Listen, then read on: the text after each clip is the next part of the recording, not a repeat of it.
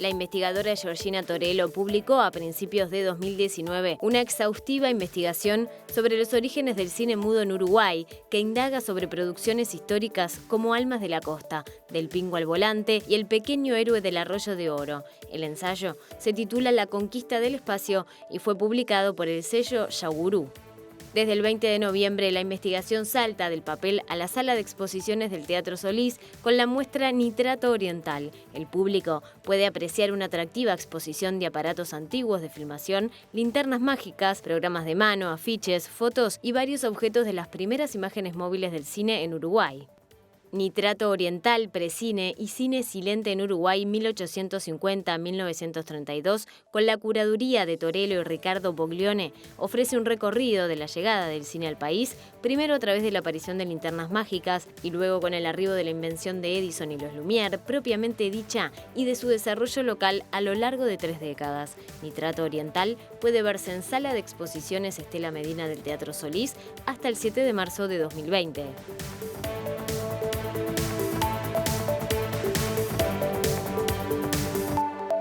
¿Cómo andás, Gabriel? Bienvenido. Bien, muy bien. ¿De qué viene? Porque vamos a hablar de cine mudo, pero tenés arriba de la mesa un libro, y ¿cómo decirlo? El material propio de una exposición también. Claro, sí, bueno, sí. Sí, el tema es que no solo dialogan el libro y la exposición, bueno, el libro es el antecedente, ¿no?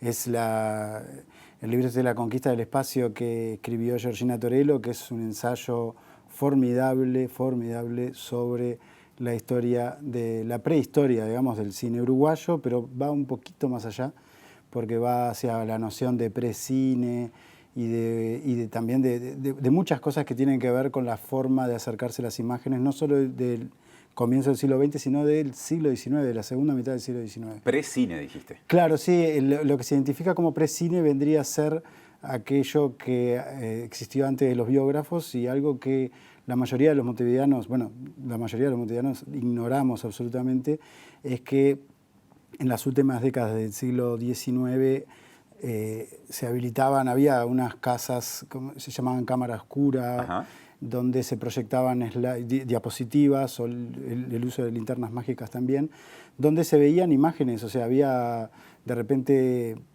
había proyecciones de imágenes de viajes, de lugares exóticos, había todo un movimiento de difusión de imágenes que eran de placas de vidrio, una especie de diapositivas pintadas, a veces fotografía, a veces ilustraciones, que la verdad que era muy importante, o sea, digamos, que era muy importante, que era un entretenimiento más, claro. Que después cuando nosotros ya conocemos la historia del cine, nosotros ya de lo que es el siglo XX, todo eso quedó olvidado. Pero bueno, un poco Georgina Torello lo redescubre todo eso, bueno, va un poco al archivo de la prensa, ahí en diferentes diarios y revistas a armar toda esa historia que es realmente muy interesante. Bien, o sea que en Montevideo había un movimiento de precine, es decir, antes que hubiera imágenes en movimiento, claro, había gente que se juntaba a ver otras cuestiones quietas, pero con como digamos, paso previo. Y que tenía movimiento también, porque el tema de las linternas mágicas con el jueguito y el tema de los huesos, había de terror y cosas que asustaban, que eso no tiene nada que ver con el cine, sino que con imágenes en movimiento. Y bueno, y también digo, dentro de lo que sería la clase alta, también había en fiestas y todo, también estaba todo ese ritual de mostrar imágenes, después eso se trasladó a imágenes de la familia, a imágenes, o sea, todo eso existió y mucho. Nosotros de repente, digo, a mí cuando me recuerdo, eso me movió un poco, lo recuerdo cuando yo era chico en los años 70, 80, que todavía había, en los cumpleaños infantiles había diapositivas, claro, o cine en Super 8, cosas, o sea, había ese tipo de difusión de imágenes. Y después entra el cine, ¿no? Entra el cine, ya en 1910 hay ya 30 cines habilitados en Montevideo, que se exhibían películas en su mayoría francesas, cortos, pero incluso llegó a pasar que la gente de la época no iba tanto al cine, seguía con la tradición anterior de las cámaras oscuras y de mirar diapositivas. No le encontraban mucho gusto al principio al cine de los hermanos Lumière. Yo qué sé, todo ese tipo de cosas están contadas muy bien en el libro de Giorgina. Ese cine de 1910, volviendo a aquel Montevideo, sí, es cine mudo propiamente dicho. Es cine mudo, pero en su mayoría producido fuera de Uruguay. Claro. Después viene todo ya con el vallismo, digo, ya con un país más pujante como era el 900, se intentó enseguida como generar una producción uruguaya. Se importaron las primeras máquinas para filmar y todo eso tuvo muchos encuentros y desencuentros, aventuras frustradas y algunas no tanto.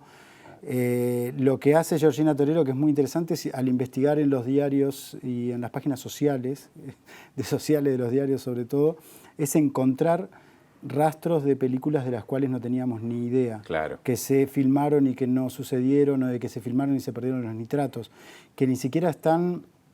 Porque, por ejemplo, Cinemateca o la crítica de cine ha hecho un trabajo exhaustivo sobre eso, pero hay obras a las cuales no habían llegado y que en el libro de Giorgina están. O sea, no hay... O sea, porque hablar de Almas de la Costa, claro, de Pingo al Volante, esas obras sí, siempre se tuvo la certeza de que existieron, porque existieron. Ahora están siendo recuperadas algunas en digital por Laudelar. Digamos, también hay, por suerte, hay una noción de restaurar eso. Y en ese camino fue que Giorgina, yendo al Sodre, tratando de encontrar algún material del precine o eso, encontraron placas de vidrio, encontró, digamos, que no estaban restauradas, como, digamos, en algún lugar. Y parte de ese material es el que se expone en la exposición Nitrato Oriental. Bien, pasamos del libro a la exposición. Claro, entonces. porque ahí ese encuentro, que fue ese hallazgo, que realmente es muy importante, o sea, es encontrar parte del uso de la imagen y desarrollo, o sea, el uso de la imagen en Uruguay a finales del siglo XIX, encuentra pruebas de eso, se restaura y eso es parte de lo que se está mostrando, además de, bueno, también de máquinas de film, o sea, filmadoras, o sea, también aparecen elementos que se sabía que estaban, que bueno, que también están en exposición. La restauración de esas placas, a ver si entendí, porque claro, técnicamente acá entramos en un terreno Era complejo de limpieza, restauración. Sí. Lo que voy es, ¿se pudo, digamos, llegar al material registrado? Sí. Simplemente, ¿se pudo llegar al material registrado? Sí.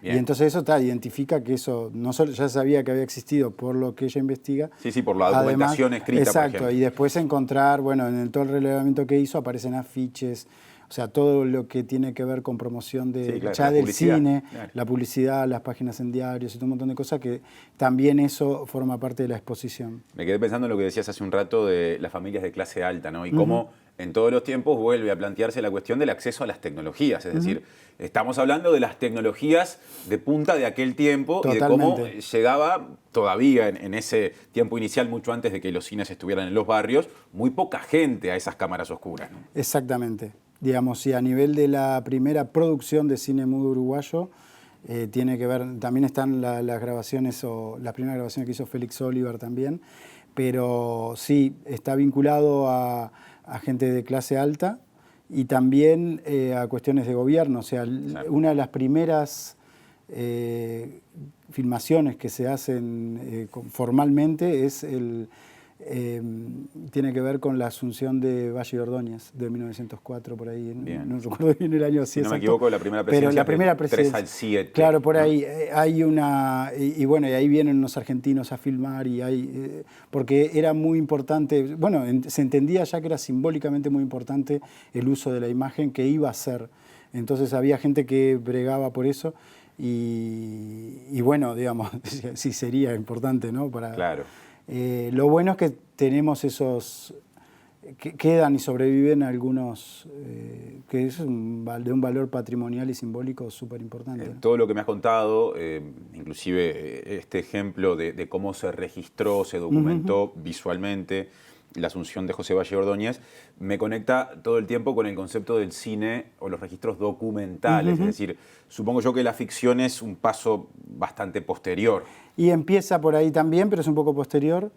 Y tiene que ver también con cómo se filma el territorio. O sea, porque también había necesidad... O sea, en ese momento no había cine norteamericano, por ejemplo. La influencia era notablemente francesa y europea.